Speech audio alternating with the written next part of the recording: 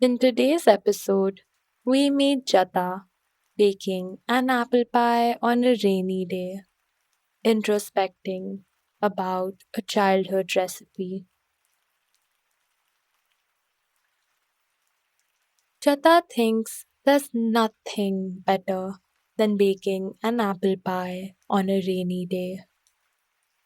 The kitchen is pleasant, a rarity on most occasions, and the promise of a sugary cinnamon slice that warms your insides is too irresistible, but more enjoyable than digging into the pie is the step by step preparation.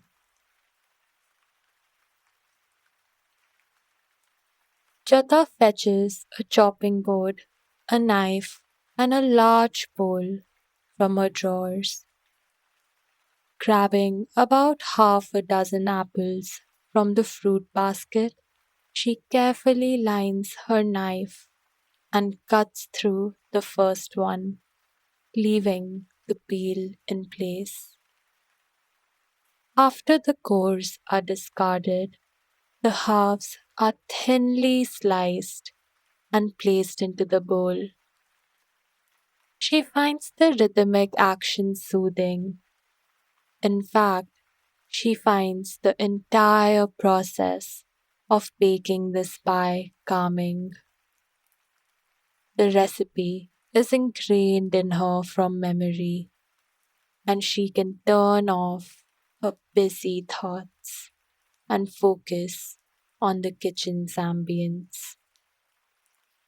The crunch of the fruit as its skin breaks, and its smooth texture underneath, the silence of her home, the shower outside.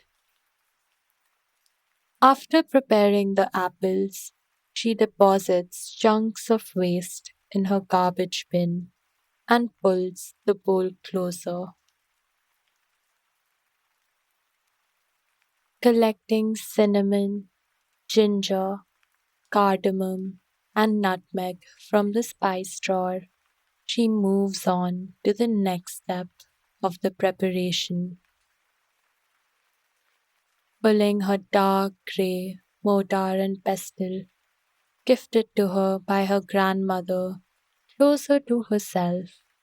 She first places some cinnamon in it and begins grounding. When she first started using the tools, she found them very uncomfortable. But as time went by, she got used to the weight. Now, there are hardly any days when it isn't in use. Jata started detecting a difference in flavor when using freshly ground spices, enjoying the process of cooking and relishing the enhanced taste. She began grounding a mix every time she cooked. She adds the cinnamon to the bowl of apples, followed by ginger and cardamom, readied similarly. Some grated nutmeg, a quarter cup of brown sugar, and a quarter cup of granulated sugar join the party. Now begins the fun part, Jata thinks to herself, carefully slipping her hands under the slices. She tosses the mixture around. Her fingers are delicate but thorough, making sure to coat the pieces well while they don't break. Once satisfied with her handiwork, the bowl is placed aside for the flavors to soak and intermingle.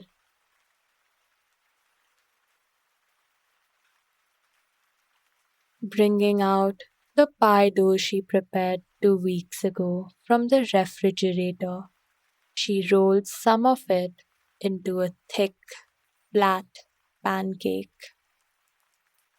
Since kneading the crust is the only step she finds cumbersome, she prepares it in big batches and uses it when she requires. Her mother would call it lazy, but Jata can live with that. Not everyone can enjoy the tiring job of molding the pastry into crumbly bits.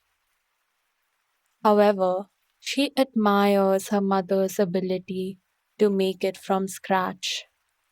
It's probably where she gained her infinite level of patience from.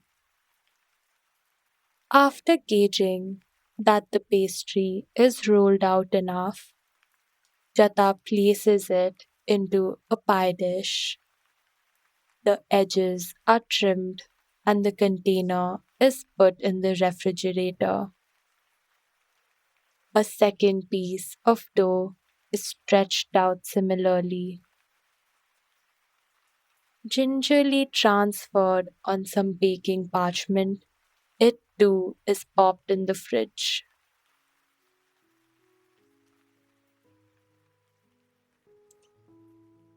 Now it's time for a short pause. Taking a smaller bowl, Jata collects some of the rain from outside and lounges on her sofa. Her thoughts begin to wander. Part of the reason why her mother loved baking was because it taught her a few crucial life lessons, like patience, but also to be careful, measuring words and actions. One wrong step, and all your efforts are beyond repair. Jata likes to joke that she cannot imagine the number of disastrous deserts created for her to say that. But she knows what her mother meant. Another lesson picked up on the way was the satisfaction of hard work, the pleasure of a recipe that worked out. Jata has picked up these lessons too while following her mother's hobby, but she has also added a few of her own. The rain is a step she added to her mother's recipe. The lesson that accompanied was being brave enough to try new things. Some will fail, but some might lead to surprising discoveries. Jata moves to preheat the oven and begins working on the pie again. After some final additions of cornstarch to the filling, it is ready to be poured into the pie crust. She squeezes and fits as many chunks of fruit as possible with her fingers and then lathers the filling with leftover juices in the bowl.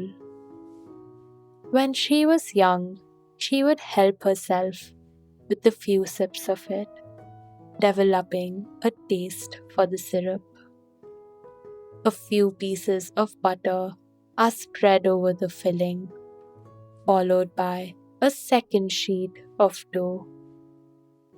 A few pieces of butter are spread over the filling, followed by the second sheet of dough.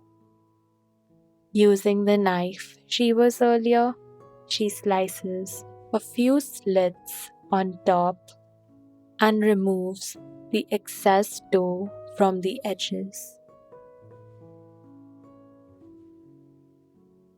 Pies are all about waiting.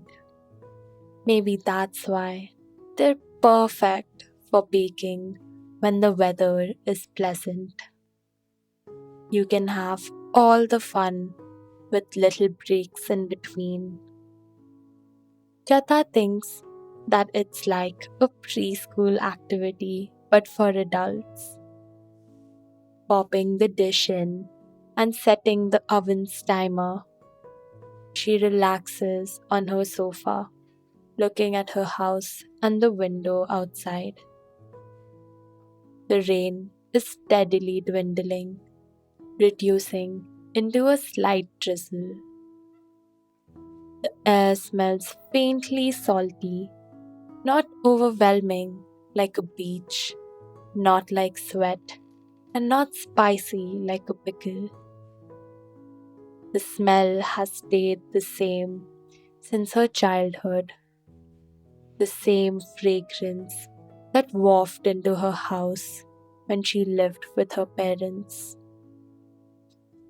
Though the place she calls home is different now, the scent has remained the same, just like in the past.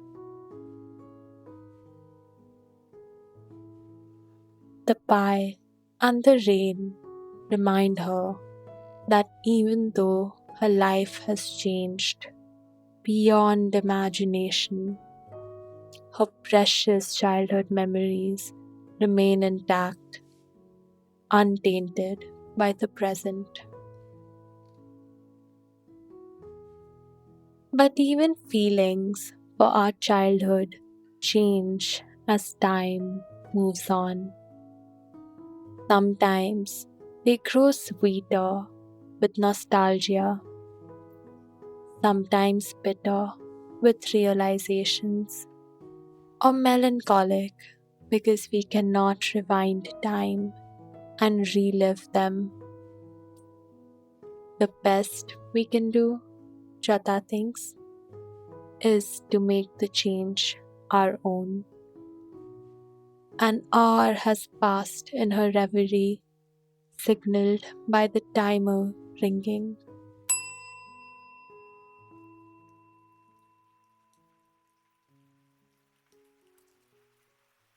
The pie is done, crisped and bubbling to the perfect degree, and needs to be cooled for an hour.